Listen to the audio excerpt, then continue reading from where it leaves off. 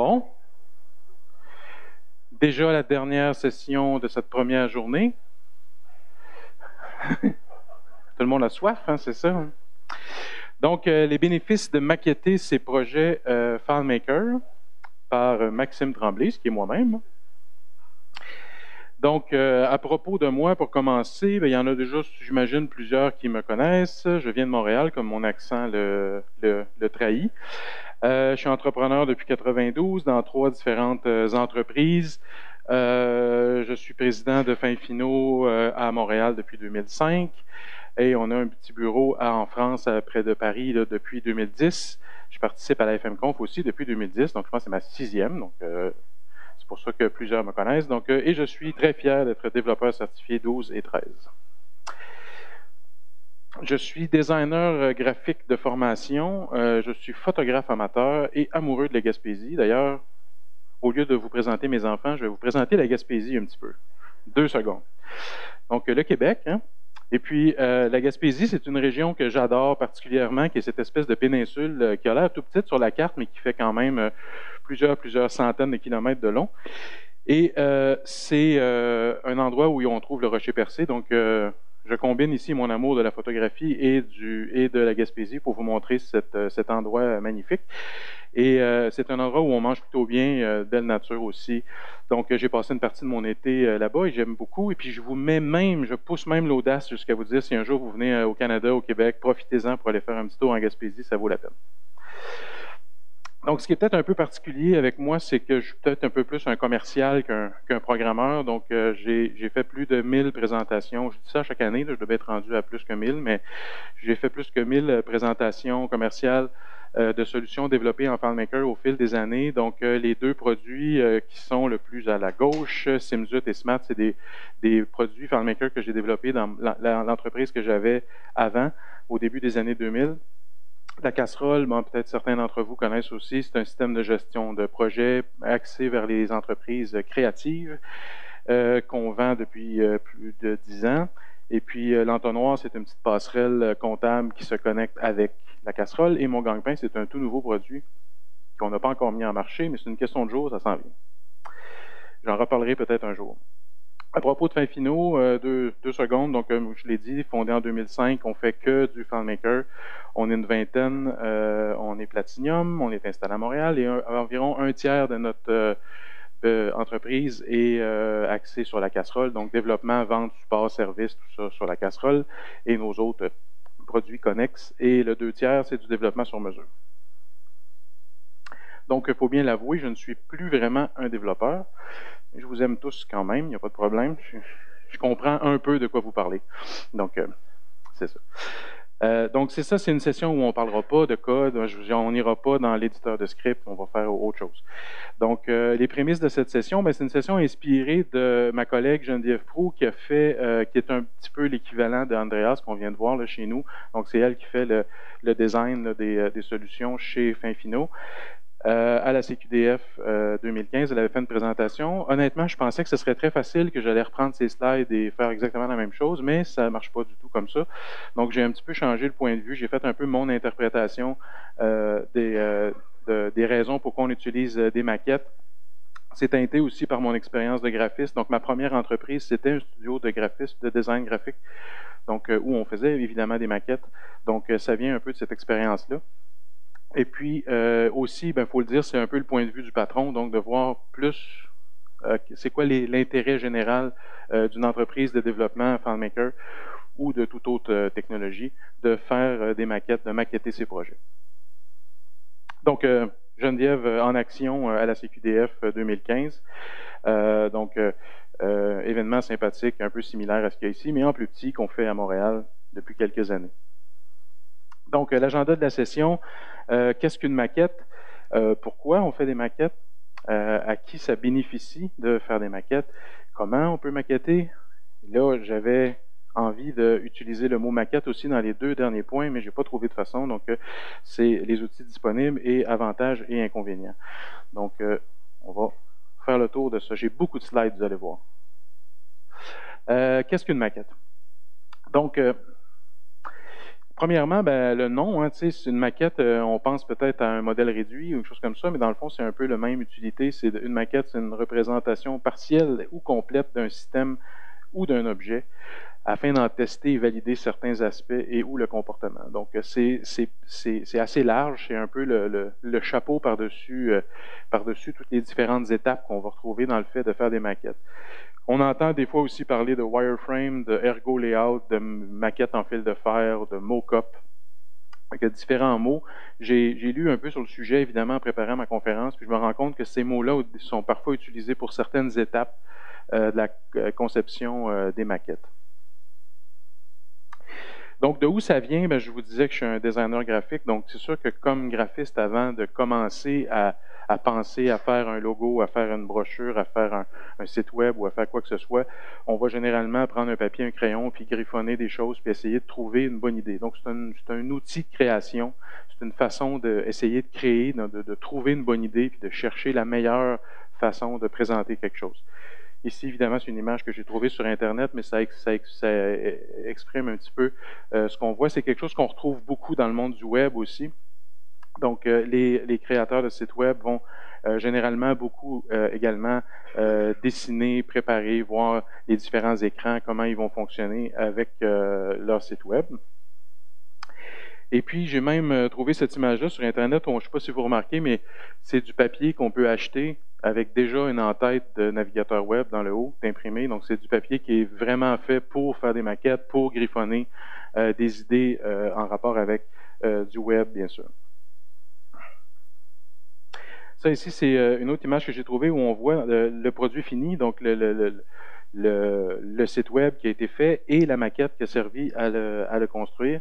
Donc, on voit les étapes. Donc, on voit aussi qu'il y a un différent style de maquette. C'est pas nécessairement fait au crayon, c'est pas nécessairement fait à la main.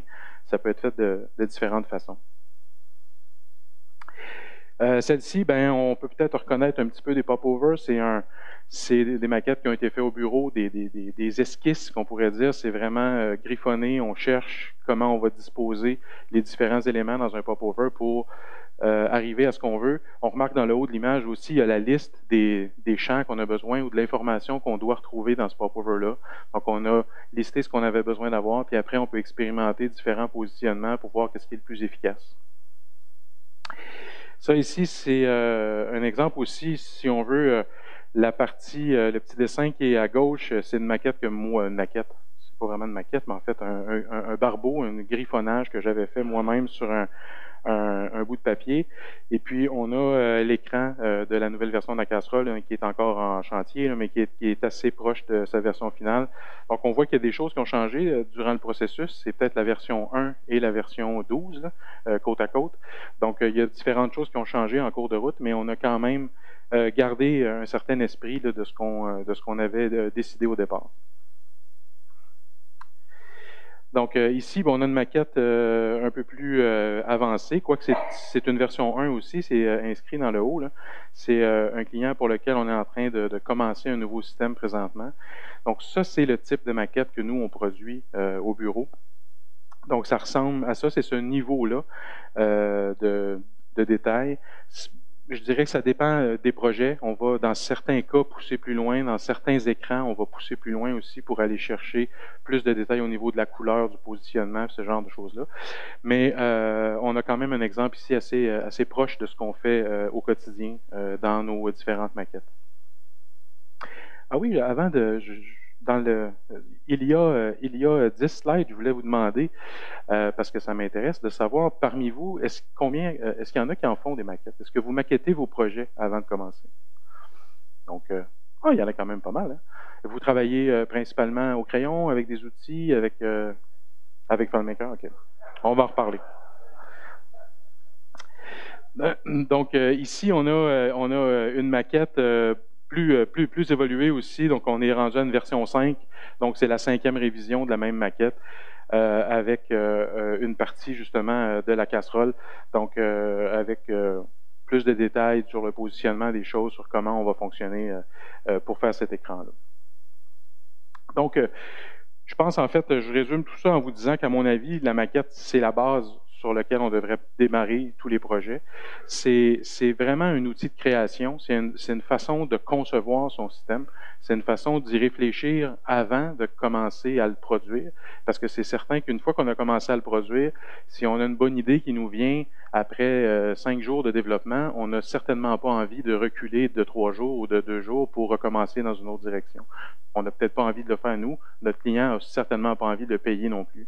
Donc, c'est un peu ça l'idée, c'est de vraiment pouvoir développer la création d'un projet. Puis, ça s'applique à certainement plus que des projets FileMaker, ça s'applique à toutes sortes de choses, en graphisme, en web, et même évidemment avec des projets de développement FileMaker. Alors, pourquoi on fait des maquettes? J'en ai déjà parlé, mais on va pousser un peu plus loin dans cette direction-là. Je trouve que l'exemple intéressant, c'est toujours quand on parle de faire une maison, même quand on est enfant, on commence à faire des maisons en bloc Lego ou avec d'autres matériaux. Et puis, on rêve de notre maison de rêve. Je pense que je pourrais demander à chacun d'entre vous de me dessiner sur un papier leur maison de rêve, puis vous avez probablement déjà tous quelque chose en tête. Et puis, le jour où on a l'occasion de construire sa maison de rêve, qu'on a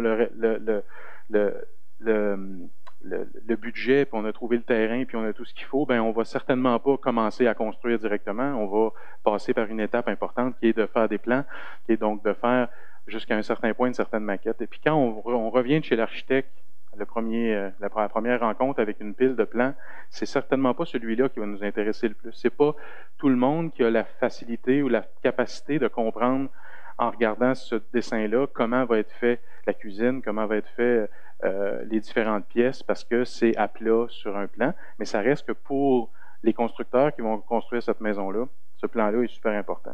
Je dirais que ce qui nous intéresse plus souvent, la page qu'on va chercher dans les plans, c'est celle-ci, où on va voir qu'est-ce que ça donne, de quoi a l'air le projet final.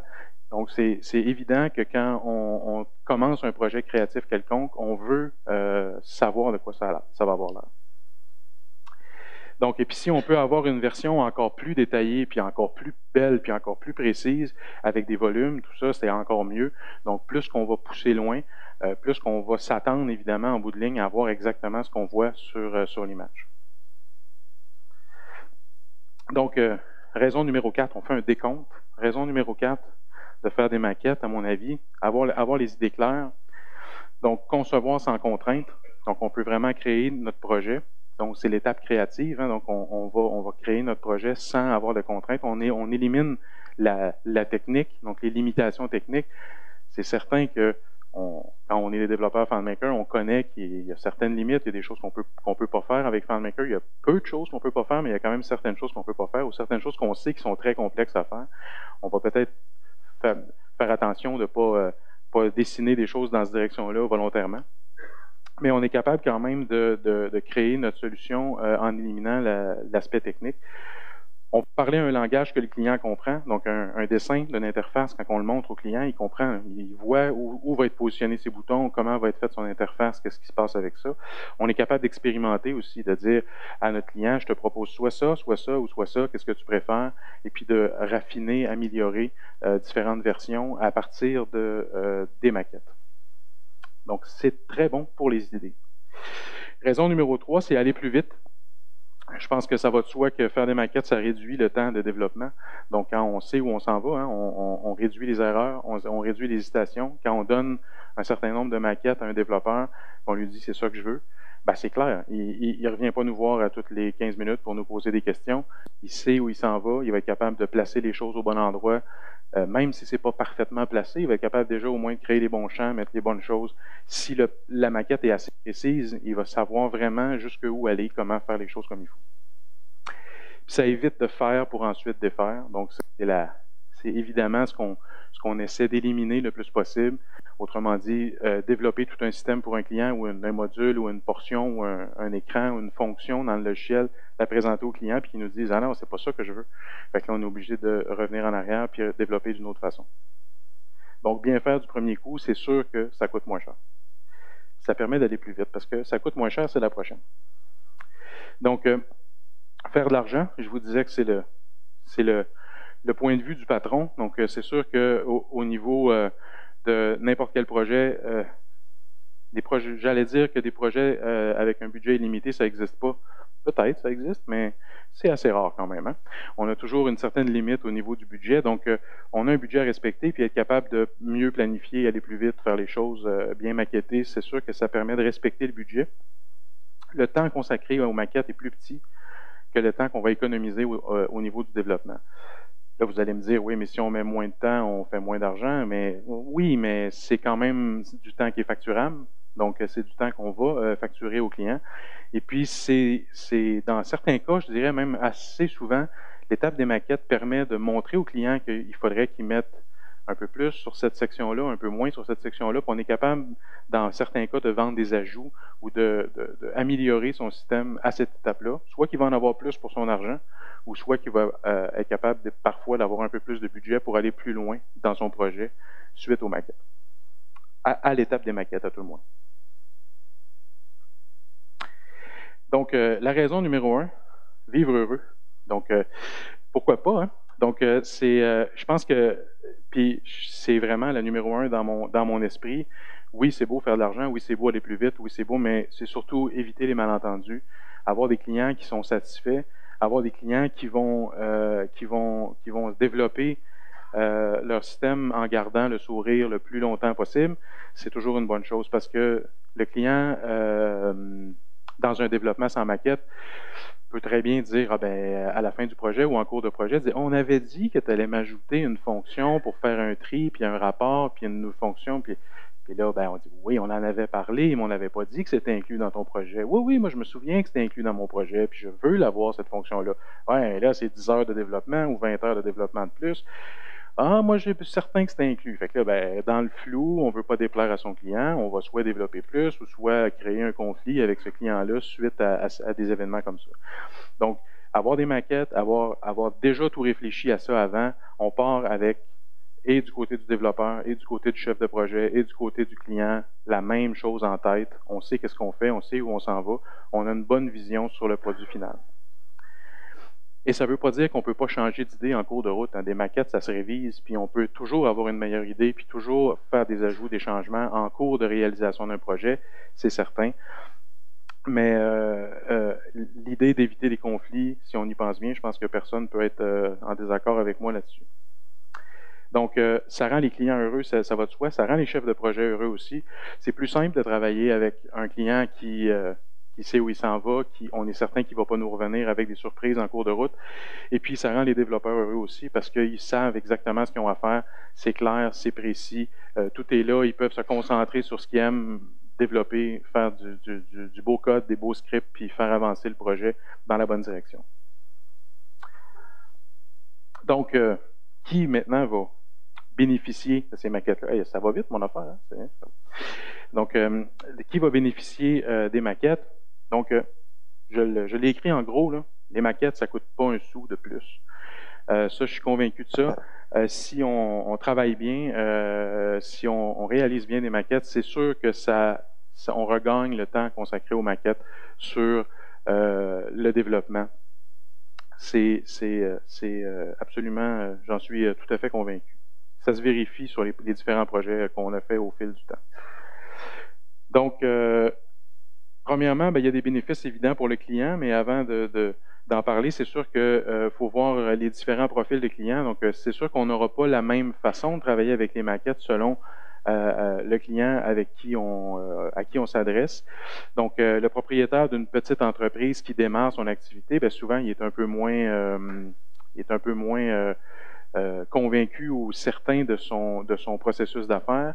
On va avoir besoin parfois d'un peu plus de budget de maquette justement pour travailler son processus, faire les choses avec lui pour arriver à un projet qui soit beaucoup plus clair.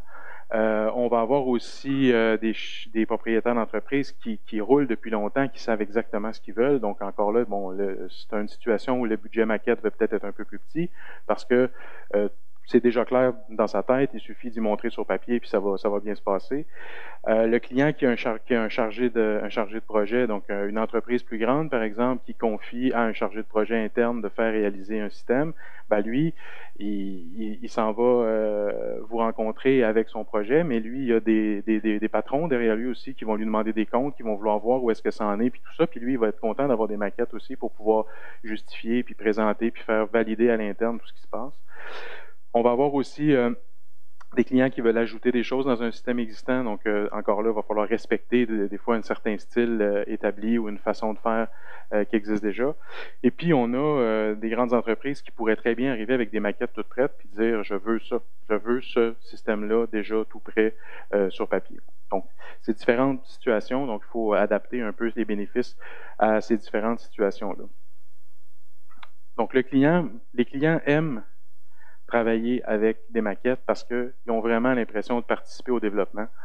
Donc, ils peuvent décider des choses, ils peuvent donner leur opinion, ils peuvent faire valider à l'interne, ils peuvent avoir vraiment la main dans le système beaucoup plus que si on dit « Oui, j'ai pris tes besoins, je m'en vais dans ma caverne, je te revois dans un mois avec un produit à moitié fini ou complètement terminé. » Et c'est un peu insécurisant pour un client qui espère qu'on va avoir bien compris ce qu'il veut et être parti dans la bonne direction. Donc, le client va être capable aussi d'exprimer ses besoins présents et futurs. Donc, les maquettes servent à faire un projet aujourd'hui. On a un projet maintenant avec un client.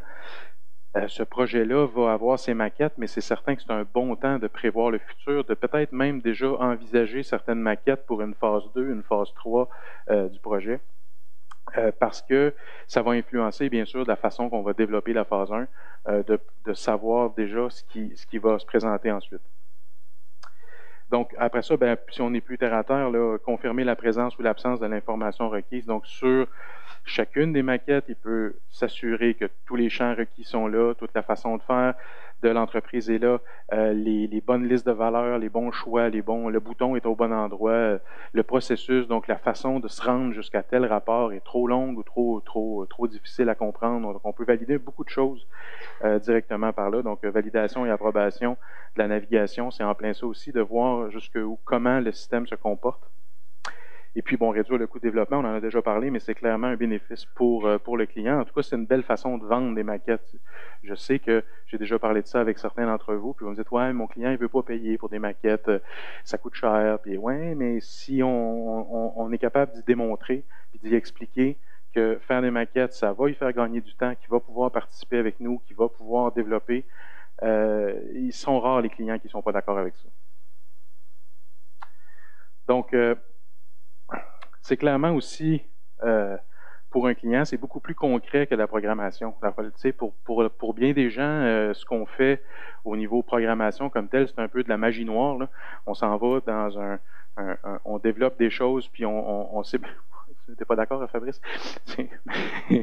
Mais c'est ça. Donc, ça peut paraître des fois un peu mystérieux. Ça dépend évidemment du niveau de connaissance là, du client à qui on s'adresse. Mais les maquettes, c'est beaucoup plus... tout le monde est capable de prendre un crayon, un papier, puis de dessiner ce qu'il veut avoir. Donc, de dire le bouton, je le veux pas là, je le veux là, j'aimerais mieux que la couleur me plaît pas ou quoi que ce soit. Donc, c'est beaucoup plus concret pour lui, puis il peut participer beaucoup plus facilement. Des fois aussi...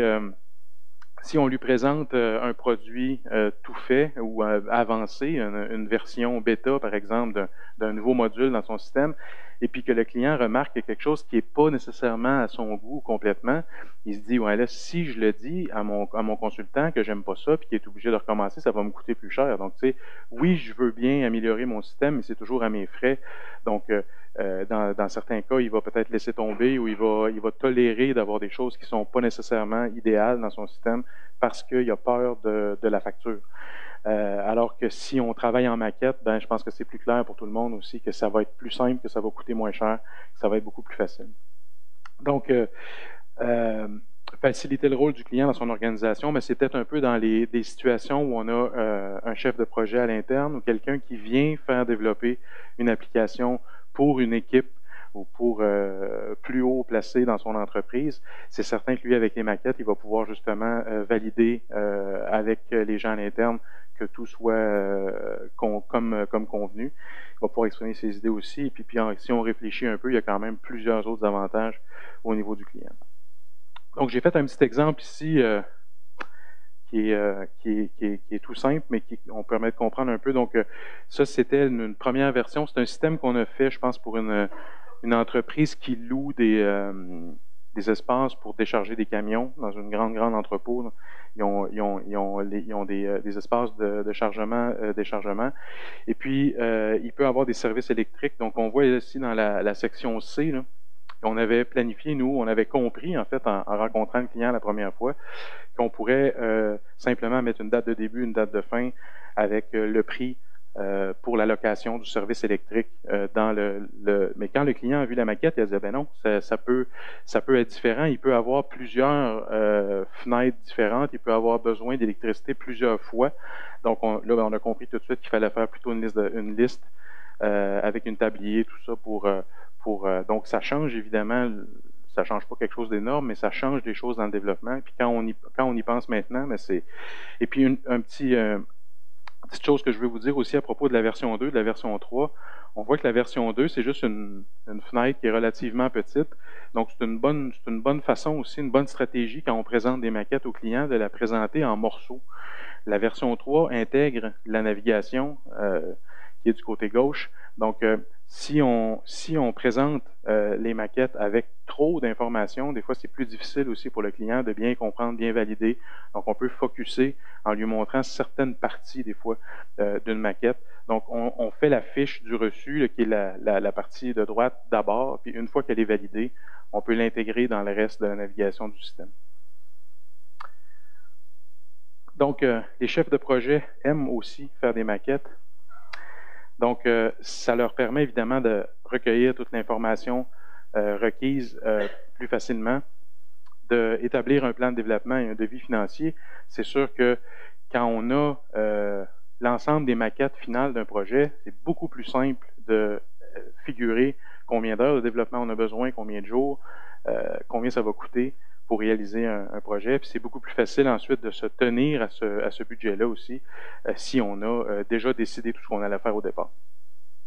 Donc, anticiper l'avenir, on en a parlé un petit peu tout à l'heure aussi dans les bénéfices du client, mais dans les bénéfices du chargé de projet, c'est quand même, du chef de projet, c'est quand même intéressant aussi parce que ça va éviter qu'il y ait des surprises plus tard. Donc, le client arrive avec une demande pour la phase 2 qui n'était pas du tout planifiée à l'origine, mais là, des fois, il peut, lui, se faire prendre dans une situation où j'aurais dû y penser, j'aurais dû poser cette question-là, j'aurais dû savoir que si on revient à l'exemple du plan de maison, si on se fait construire une maison avec l'idée de, dans 3, 4 ans, 5 ans, se faire construire un garage juste à côté, bien, on va prévoir dans la façon de disposer les pièces dans la maison, tout ça, qu'éventuellement, il pourrait avoir un garage du côté droit ou du côté gauche ou quoi que ce soit. Donc, si on l'a planifié d'avance, c'est évidemment plus simple quand vient le temps de construire le garage que d'être obligé de changer la cuisine de place parce qu'on n'avait pas pensé à éventuellement mettre un garage. Donc, c'est un peu la même chose avec un développement, comme vous le savez, j'en suis certain. Un point, évidemment, qui, moi, m'intéresse beaucoup aussi, c'est obtenir une approbation du client. Donc, le client s'engage à faire le projet. Il s'engage aussi sur ce qui est inclus, ce qui ne l'est pas. Donc, on sait, c'est clair, ce rapport-là dont tu me parles, il n'est pas dans les maquettes. Tu n'as approuvé des maquettes où c'était pas là. Donc, on ne fait pas ce rapport-là gratuitement parce que c'était pas prévu au départ. C'est clair pour tout le monde. Et puis, éviter les dépassements, ben ça va de soi aussi. Donc, tu sais, je reviens là-dessus, mais approuvé par le client. Faire des maquettes, si on ne les fait pas signer, si on les fait pas approuver au client, c'est quand même utile. Mais dans le fond, c'est pas un gros effort de juste demander au client de dire, regarde, la version est finale, tu es d'accord avec ça, c'est ça que tu acceptes, c'est ça que tu veux. Fais juste me signer ça avec une date, et puis on s'engage. Toi, tu t'engages à me commander ça, puis moi, je m'engage à te livrer ça. Tout le monde est content, c'est clair pour tout le monde, et puis on réalise le projet dans cette direction-là. Et puis encore là, ça n'empêche pas de faire des modifications, mais les modifications, c'est entendu, qui sont en dehors du devis, qui n'étaient pas prévues au moment de l'approbation des maquettes. Donc, anticiper l'avenir, j'en ai parlé avant, hein, mais c'est ça, j'avais une petite blague, hein. Donc, anticiper l'avenir comme numéro B. Ce qu'il avait planifié déjà de faire un deuxième étage, je vais vous souvenir, dans le film. Donc, c'est un peu le... J'ai mélangé mes affaires.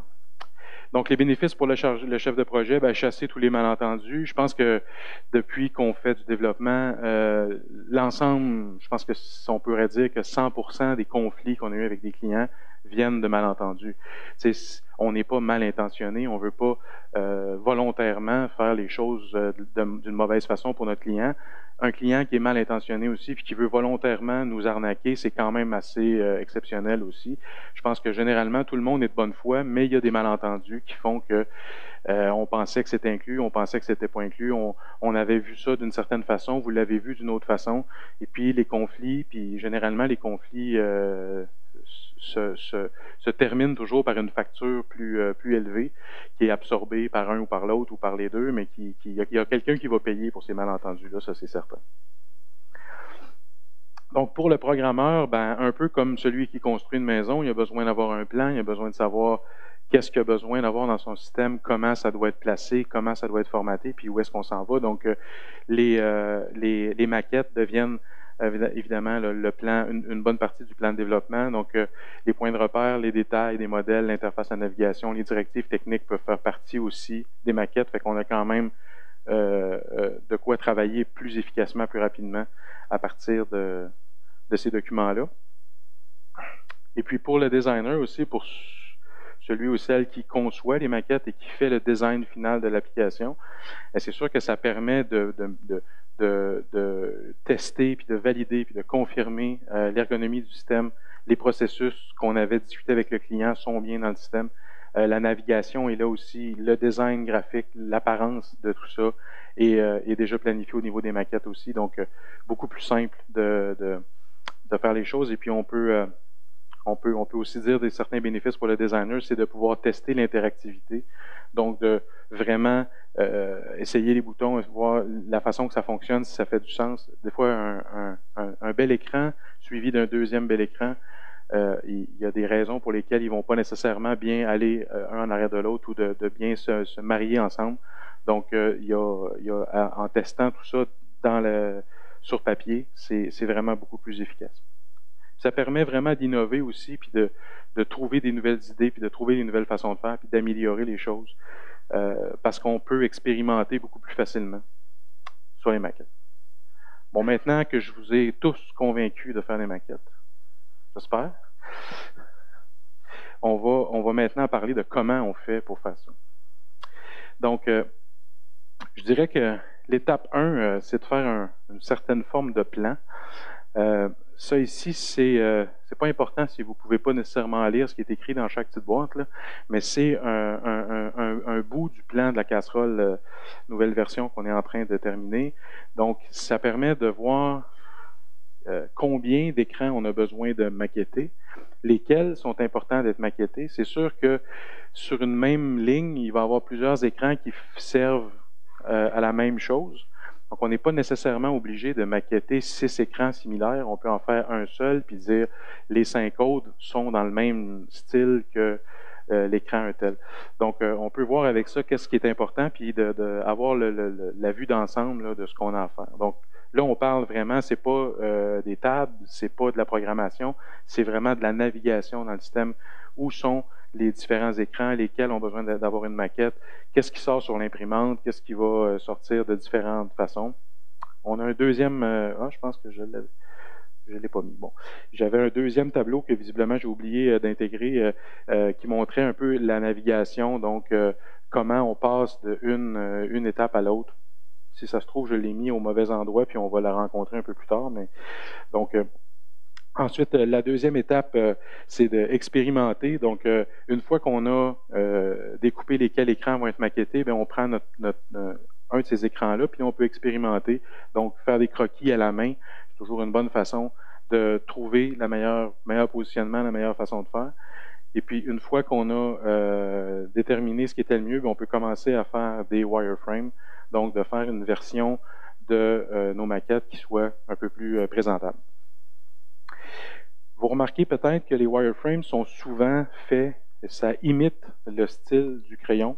Donc, c'est volontaire, hein, c'est fait pour éviter que l'utilisateur pense que c'est ça qu'il va avoir comme produit fini.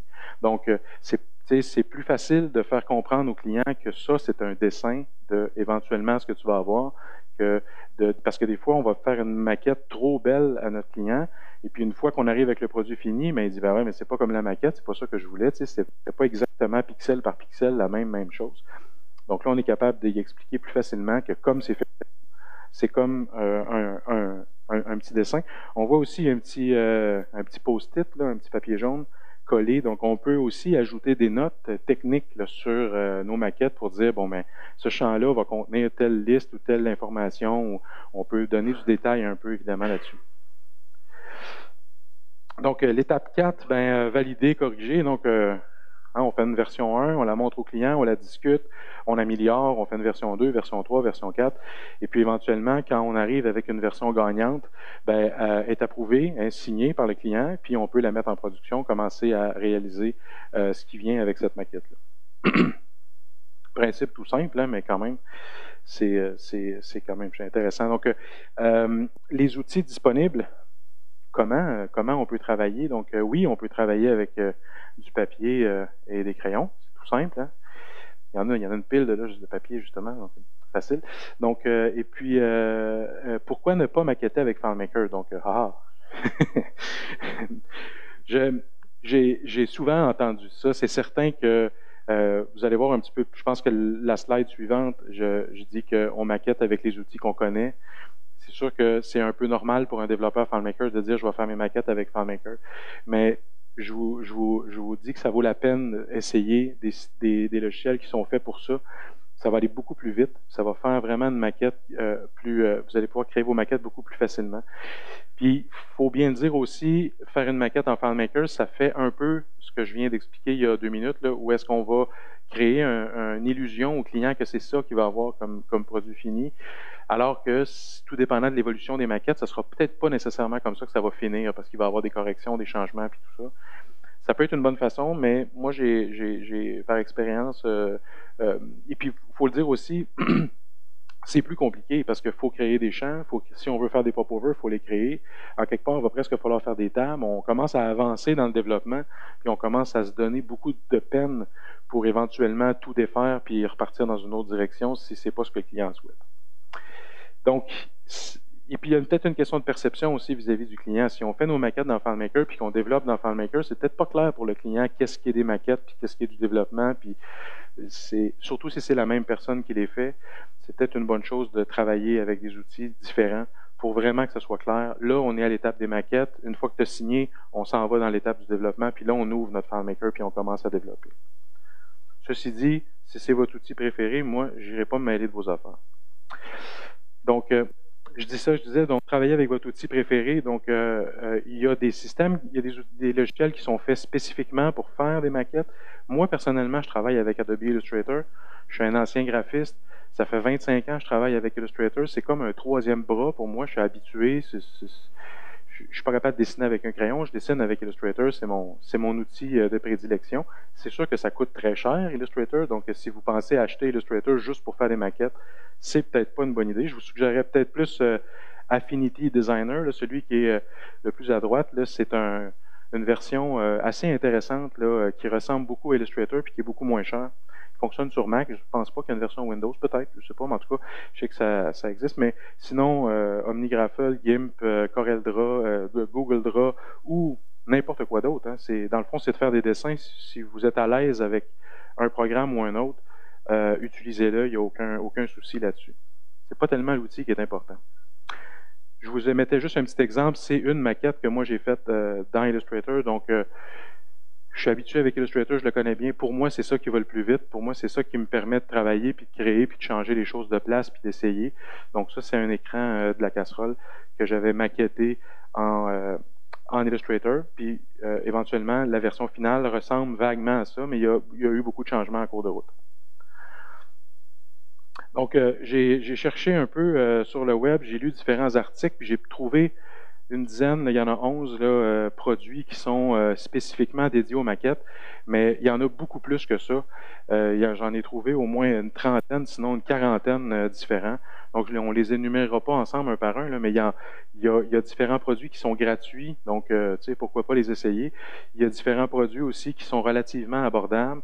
Et puis, il y a des outils un peu plus professionnels comme Axure et puis Just in Mind, qui sont vraiment des outils de maquettage très, très poussés, là, un peu le Photoshop du maquettage, si on veut, donc des outils qui sont vraiment plus performants. Il y a plusieurs applications qui sont sur le web, donc c'est des applications web. On dessine tout simplement dans notre navigateur web, on envoie ça à notre client, c'est très, très simple.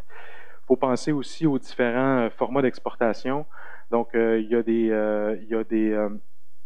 a des logiciels qui permettent d'exporter en JPEG, en PNG, en PDF. Il faut penser à l'interactivité aussi. Ce qui est intéressant quand on peut exporter en PDF, c'est qu'on peut faire plusieurs écrans et puis brancher certains boutons dans nos écrans sur la page 8 ou la page 12 de notre PDF, ce qui fait que quand le client clique sur ces boutons-là, il va voir un peu l'interactivité entre les différents écrans. Il va voir si je clique sur le bouton liste, ça m'amène où, puis si je clique sur le bouton imprimer, quel genre de message que je vais avoir. Donc, on peut aller un petit peu plus loin avec ceux qui sont capables. C'est souvent ceux qui sont capables d'exporter en PDF qui font cette fonction-là. Puis j'ai mis une petite étoile devant les 3 favoris, que je vais vous en reparler un peu plus en détail. Ces 3-là, je les ai vraiment essayés. Donc même si j'utilise Illustrator pour faire des maquettes, j'ai quand même pris la peine d'essayer 3 de ces 11-là. Donc, Balsamiq Mockup, je pense que j'en ai déjà parlé dans d'autres sessions, dans d'autres années. C'est le choix de Geneviève. Geneviève, celle qui fait le design et les maquettes chez Finfino. Elle travaille avec Balsamiq Mockup. Moi, je vais vous faire une petite démo tout à l'heure, puis je l'utilise comme un débutant. Ça fait 3 jours que je le connais. Mais Geneviève est extrêmement habituée. Elle va super vite. Puis, pour elle, c'est aussi efficace qu'un crayon, sinon plus. Donc, c'est un logiciel qui est très facile à comprendre, très facile à utiliser. Vous allez le voir. Ça fait des maquettes interactives, donc on peut connecter certains boutons pour... il y a un outil de présentation des maquettes à même Balsamiq Mockup aussi, ce qui fait qu'on peut apporter son portable chez le client puis présenter l'application avec une certaine interactivité directement sur le logiciel. À la limite, faire des modifications sur place. Il y a une centaine, des centaines d'éléments déjà intégrés. Donc, tu sais, une liste de checkbox, là, on ne la dessine pas une par une comme moi je fais dans Illustrator. Là. Il y a une liste de checkbox qu'on prend, on la met sur la page. C'est là. On peut choisir qu'est-ce qui est coché, qu'est-ce qui ne l'est pas. On a vraiment plein d'outils qui sont déjà là. Donc, c'est relativement rapide, c'est très rapide et très facile de faire des maquettes avec ça. Je dirais que c'est un petit peu orienté vers le web. Quand j'ai testé d'autres applications, j'ai vu qu'il y en a qui étaient un petit peu plus axés vers des logiciels d'entreprise, tout ça. Balsamiq est assez axé vers le web, mais on trouve quand même moyen de faire tout ce qu'on veut sur un développement FileMaker avec ça. Et ça coûte 89 $. Je pense qu'il y a une version en location aussi à 19 $ par mois ou 9 $ par mois, je ne me souviens pas. Mais on peut aussi l'utiliser en mensualité, mais à 89 $, ça vaut la peine de l'essayer à tout le moins. Il y a une version d'essai, bien sûr. Donc, Wireframe Sketcher, le deuxième que j'ai essayé, assez comparable à Balsamiq, fait aussi des maquettes interactives, fonctionne, lui, avec des galeries de stencils, c'est-à-dire qu'on peut, par exemple, télécharger de leur site une galerie d'images qui sont iPad ou qui sont des fenêtres Apple ou des fenêtres Windows. Il n'y a pas de stencil FileMaker, mais sait-on jamais, peut-être qu'un jour, quelqu'un va se donner la peine d'en faire un. Je pense que ça fonctionne un peu sur un mode collaboratif. Là. Les gens peuvent en créer puis les rendre disponibles sur le site. Et puis, ils ont une fonction de partage sur le web. Donc, on peut directement, à partir de l'application, publier nos maquettes sur leur site web à eux, et puis ensuite, sur leur serveur, je veux dire, et puis ensuite, envoyer un lien à notre client pour qu'il puisse le valider à distance. Donc, c'est un petit avantage que Balsamiq ne fait pas. 99 $, c'est pas cher non plus. Ensuite, j'ai essayé Axure RP, qui est vraiment, là, bon, un peu comme je vous disais, le Photoshop, là, c'est l'outil beaucoup plus costaud, ça fait beaucoup plus de choses. Il y a entre autres tout l'outil, toute la section pour faire les diagrammes, un peu l'étape 1 là, du réalisation des maquettes. Je vous montrais des diagrammes. Il y a tout ça à l'intérieur de Axure. Il y a aussi des outils de prototypage, donc on peut pousser beaucoup plus loin sur l'aspect graphique. On peut vraiment aller jusqu'au bout, là, puis faire le produit fini presque, au pixel, très, très, très propre, dans ce logiciel-là, puis ça permet ensuite de faire un prototype qui est un HTML interactif, donc on peut envoyer au client, puis il va vraiment valider. On peut presque faire une application complète non fonctionnelle, si on veut, mais dans le système qui va être exactement au pixel identique à ce qu'on pourrait faire dans FileMaker ou avec un autre système de développement. Par contre, ça semble un petit peu plus compliqué à essayer. Moi, j'ai passé 1 heure ou 2 à essayer de comprendre, puis c'est pas simple là, de voir toutes les différentes subtilités. Et ça coûte quand même pas mal plus cher. Donc, comme je vais super vite, pas si vite que ça, on va faire un petit, une petite minute, je vais vous montrer un peu Balsamiq.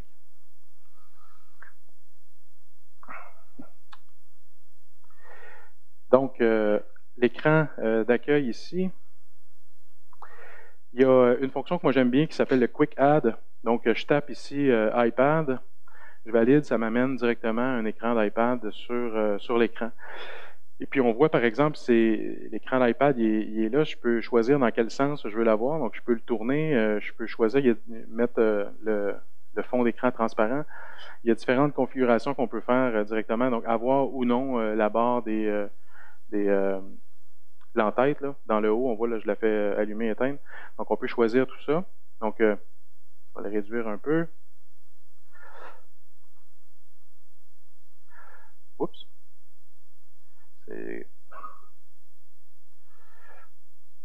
Donc, j'ai un iPad ici. Donc, et ensuite, si je veux ajouter, je vais peut-être le réduire encore pour qu'on voit mieux.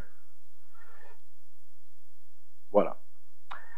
Donc, j'ai placé mon iPad. Ensuite, si je veux avoir, par exemple, il y a des choses qu'on peut importer. J'ai importé une image. Donc, c'est possible de mettre d'autres images que ce que Balsamiq fournit. On peut les intégrer directement ici. Donc, j'ai un logo fictif là, que je peux venir placer sur mon écran.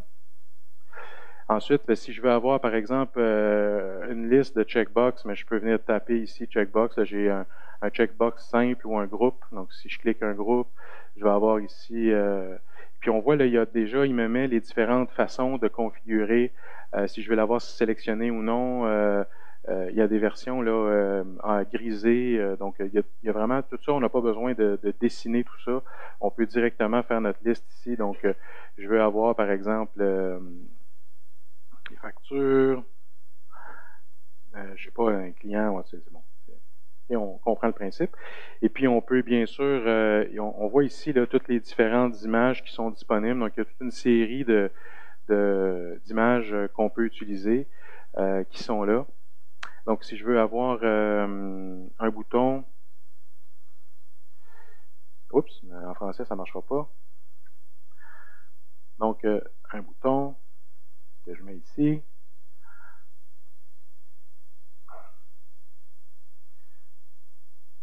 Puis ce bouton-là, évidemment, je peux le rendre interactif. Donc, dire quand je clique sur ce bouton-là, je veux aller à l'écran liste.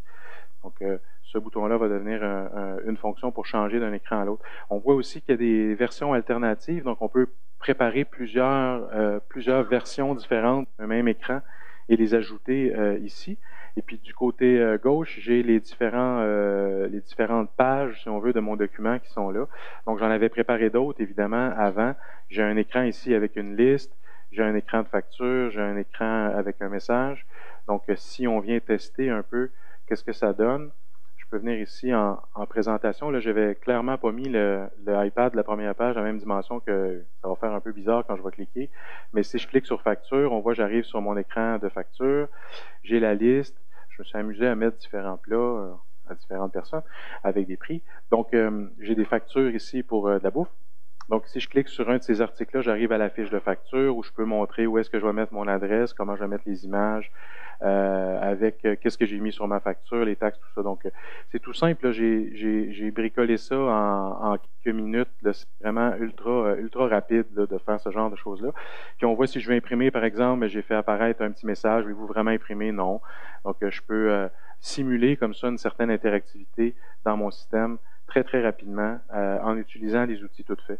Si je vous donne un exemple, le scroll bar, si je le place, je peux évidemment choisir quelle dimension que je veux l'avoir, mais je vais pouvoir aussi choisir à quel endroit je veux avoir le petit point. On peut évidemment changer la couleur, tout ça, donc mettre différents articles, mais c'est vraiment fait pour aller vite. Puis la plupart des logiciels de mockup, là, de maquettage sont toujours dans cette optique-là, aller très vite, bouger les choses très vite, faire des expérimentations. C'est vraiment essayer de remplacer le papier-crayon le plus simplement du monde possible. Ça va? Donc, avantages et inconvénients. Donc, j'approche de ma conclusion. Les avantages, j'arrête pas de vous le dire depuis tantôt, je pense qu'il y en a plein. Des milliers d'avantages. Et des inconvénients, il n'y en a pas. Plus sérieusement, je vous dirais, en tout cas, chez nous, c'est sûr que les maquettes sont incontournables.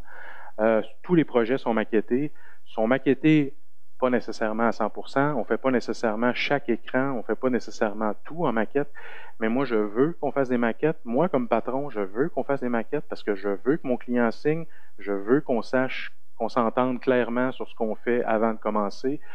Je fais confiance à tout le monde chez nous dans mon équipe, mais les malentendus, c'est vite arrivé. Puis les malentendus, c'est généralement le patron qui les paye. Donc, je préfère vraiment qu'on fasse des maquettes systématiquement sur tous les projets. Mais c'est pas si difficile que ça à imposer parce que c'est très apprécié à tous les niveaux. Je vous l'ai expliqué, les clients adorent ça, les designers à l'interne adorent ça, les chefs de projet adorent ça, les programmeurs adorent ça. Il y a presque personne qui est contre, en fait.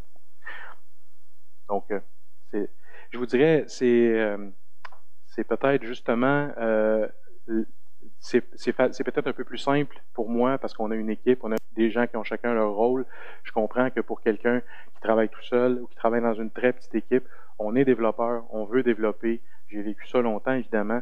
On ne veut peut-être pas nécessairement faire des maquettes, on ne veut peut-être pas nécessairement designer puis essayer de trouver des bonnes idées, mais je vous assure que même quand on est tout seul, ça vaut la peine. Donc, et puis c'est ça, c'est utile, c'est rentable, ça fonctionne bien. Chez nous, on consacre, j'ai vérifié certains projets, on consacre généralement entre 15 et 25% du budget aux maquettes. Évidemment, c'est très, très, très variable selon le type de projet. Il y a des projets qui ont besoin de peu de maquettes, mais beaucoup de développement. Il y a des projets qui ont besoin de beaucoup de maquettes, mais c'est du développement très simple qui va aller plus vite. Donc, ça bouge, mais je vous dirais que c'est une certaine moyenne, là, disons de faire entre 15 et 25%. On a effectivement une designer à l'interne qui fait les maquettes et qui fait le design final, donc elle fait les deux, le commencement et la fin de chaque projet. Tous les projets sont maquettés, puis c'est rarement, sinon jamais, là, que 100% des écrans sont maquettés. Donc, pas si mal, hein? Voilà. Vous avez...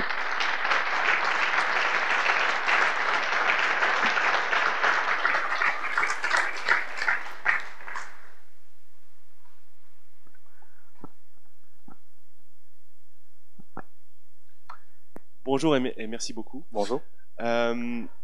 Est-ce que, donc malgré effectivement tes excellents arguments, est-ce que ça t'arrive jamais d'avoir de la peine quand même finalement à vendre ces 15% de maquettage, en particulier, je pense pour des prospects ou des futurs clients qui sont peut-être dans certaines catégories, comme tu citais justement, nouvel entrepreneur, etc. Sachant que souvent, le client qui évidemment sous-estime un petit peu tous les efforts intellectuels qui sont sous-jacents au développement, va te dire, mais ok, mais dites-moi quel est le prix, combien ça va me coûter, et ce, avant même, en donnant souvent un minimum d'informations, etc. Est-ce que ça t'arrive d'être quand même confronté à cette problématique? Oui, c'est certain que c'est pas, ça se vend pas tout seul, mais on a peut-être l'avantage d'avoir plusieurs projets qui ont été maquettés où on a la preuve claire. On en a des maquettes qu'on peut montrer au client. Il comprend. C'est plus facile à comprendre pour le client l'utilité de faire des maquettes que, je sais pas, l'utilité de faire une analyse fonctionnelle, par exemple. Ça, c'est plus nébuleux. Oui. C'est quand même important de faire ce genre de choses-là quand on arrive dans un grand projet avec un client, mais les maquettes, souvent, comme c'est clair, c'est du papier, c'est plus concret, généralement, ça passe assez bien quand même. C'est sûr que les clients, des fois, nous disent, ouais, mais moi, je le sais, qu'est-ce que je veux. Bon, ben, fais-les, les maquettes. Ouais, c'est Tu sais, clair. dessine qu'est-ce que tu veux, puis nous, on va t'accompagner dans ça. Il commence, puis on l'accompagne, puis ça peut arriver qu'il se rende jusqu'au bout, mais généralement, ça va être transmis à Geneviève, chez nous, à l'interne, qui a l'habitude, qui sait, Mhm. qui a des notions d'ergonomie, tout ça, pour placer les choses, puis pour faire en sorte que son projet avance bien. Mais à date, en tout cas, moi, j'ai pas souvenir d'un projet où on n'a pas réussi à, à pousser par là. Ok, bah merci Ouais. encore. Vous êtes tous convaincus? C'est réglé? Oui, merci pour cette démonstration, 100% convaincu depuis longtemps. C'est difficile dans le développement d'intégrer des techniques qui viennent de la presse ou de design et de l'édition, mais ça va venir, je pense. Euh, Par contre, je voulais juste ajouter une chose, qui est un outil qu'on utilise tous et qui propose également des possibilités de maquettage, qui est Keynote. Mhm. Et C'est vrai? il y a des bibliothèques qui existent sur le web et qu'on peut très rapidement, et même c'est interactif puisqu'on peut créer des boutons Ouais. de navigation. Et pour tous ceux qui utilisent Keynote, c'est très rapide. J'ai déjà fait des présentations pour des pages web avec Keynote et ça marche très très bien. Ouais, en effet, c'est vrai. J'avais pas pensé, mais c'est vrai que oui, ça peut très bien. Gratuit, du coup, Ouais, bon, ouais, pour les Mac-users uniquement, mais bon, ouais. ça pas mal. Bonne idée. Bon. Bonne soirée à tous. Hein? Ah, dernière? Juste, quel est, pardon, quelle est la part de temps dans le développement d'un projet entre le temps maquette et puis le temps de développement? Quel est le rapport temps en fait? C'est très, très, très variable, mais ce que je disais, c'est à peu près 15 à 25%. Pour trouver ce chiffre-là, en fait, j'ai cherché dans nos feuilles de temps le type de tâche maquette sur une dizaine de projets récents. Ça me donnait toujours des chiffres qui étaient autour de ça, mais je me souviens de certains projets. Il y a des projets où est-ce que on a un ou deux écrans tout simples, mais en arrière, il y a un processus de développement énorme parce que c'est connecté avec des serveurs externes où il y a des interfaces avec d'autres systèmes où il y a on sait qu'il va y avoir beaucoup de programmation derrière. Ben ça, c'est un projet qui va avoir moins de maquettes puis plus de développement.